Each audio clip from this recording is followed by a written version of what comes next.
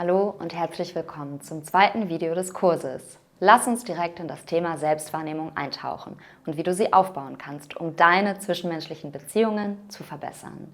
Der antike griechische Philosoph Aristoteles schrieb einst: Sich selbst zu kennen, ist der Anfang aller Weisheit.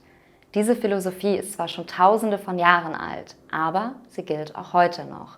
Bevor du deine Beziehungen zu anderen verbessern kannst, ist es wichtig, zuerst nach innen zu schauen und über dein eigenes Verhalten und deine Beweggründe nachzudenken. Um dich darin zu üben, dir deiner selbst bewusster zu werden, wähle einen bestimmten Tag in der vergangenen Woche und nimm dir etwas Zeit, um über deine Handlungen, Interaktionen und Entscheidungen nachzudenken. Nimm dir dann einen Stift und Papier zur Hand und stelle dir die folgenden Fragen. Wie verliefen deine Interaktionen? Hattest du zum Beispiel Einzelgespräche und Teambesprechungen während der Woche? Ist dein Team mit Fragen zu dir gekommen? Wenn ja, haben sie sich dabei wohlgefühlt?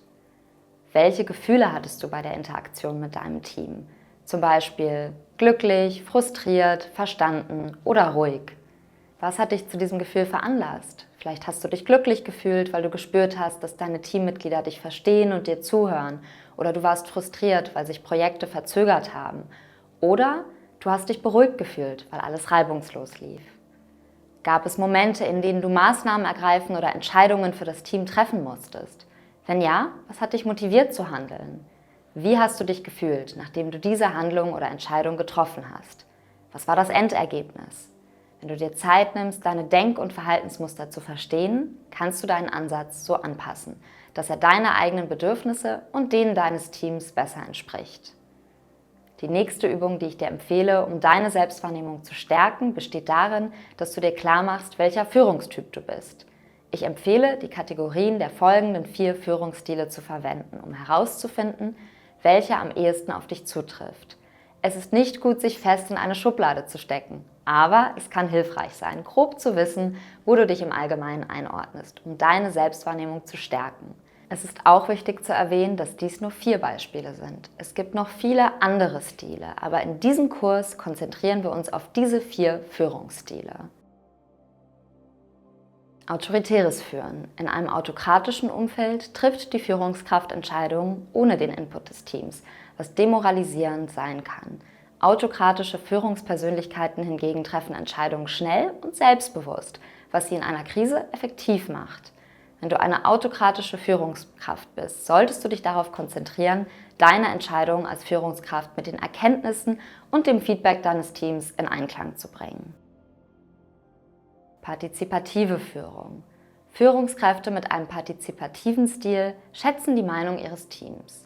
Sie stellen Entscheidungen zur Diskussion, was den Teammitgliedern hilft, sich wertgeschätzt zu fühlen.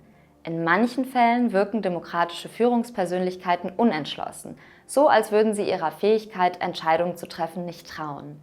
Wenn du eine partizipative Führungskraft bist, solltest du dich darauf konzentrieren, deine Effektivität zu steigern, indem du bei den Entscheidungen entschlossener bist. Die Laissez-faire-Führung. Bei diesem Führungsstil mischt sich die Führungskraft nicht in die täglichen Abläufe im Team ein und delegiert Entscheidungen. Es gibt 2 Arten dieser Führungskräfte. Bewusste Laissez-faire-Führungskräfte glauben daran, dass sie ihren Teammitgliedern Autonomie und kreative Freiheit geben können. Unbeabsichtigte Laissez-faire-Führungskräfte können sich zurückhaltend verhalten. Sie arbeiten oft am besten mit selbstbestimmten Teammitgliedern zusammen. Manche Menschen brauchen jedoch mehr Anleitung und gezielte Führung. Wenn das auf dich zutrifft, solltest du herausfinden, wie dein Team geführt werden möchte und wer genau tatkräftige Unterstützung braucht. Transaktionale Führung. Transaktionale Führungskräfte konzentrieren sich auf Ordnung und setzen klare Ziele mit Belohnungen und Strafen. Dieser Ansatz fördert die Einhaltung von Vorschriften, kann aber die Kreativität einschränken. Wenn der Ansatz fair und klar ist, kann er die Leistung und Produktivität steigern.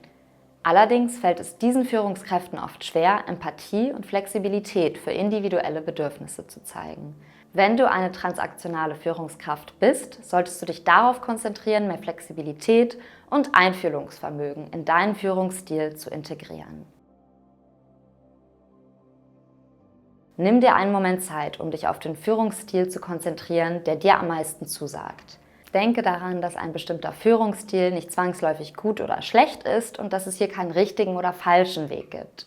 Anstatt zu versuchen, deinen Führungsstil zu ändern, solltest du die Eigenschaften herausfinden, die dir am meisten zusagen und darüber nachdenken, wie diese dir und deinem Team helfen oder sie beeinflussen können. Wenn du deinen Führungsstil genauer unter die Lupe nimmst, kannst du auch feststellen, wo dein Team Herausforderungen hat.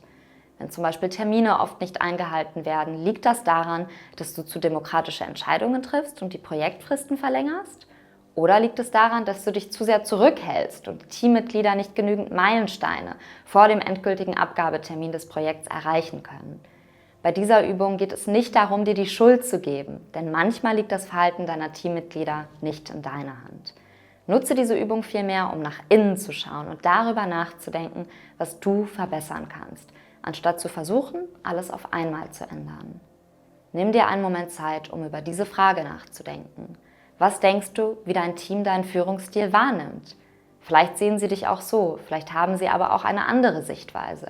Besprich das in den kommenden Wochen mit deinem Team und ermutige sie herauszufinden, welcher Stil ihnen am meisten zusagt. Du wirst überrascht sein, wie diese einfache Übung die Dynamik in deinem Team stärken kann. Bleib dran für die nächste Lektion, in der wir uns mit Soft Skills und Kommunikationsstilen beschäftigen werden. Wir sehen uns dort.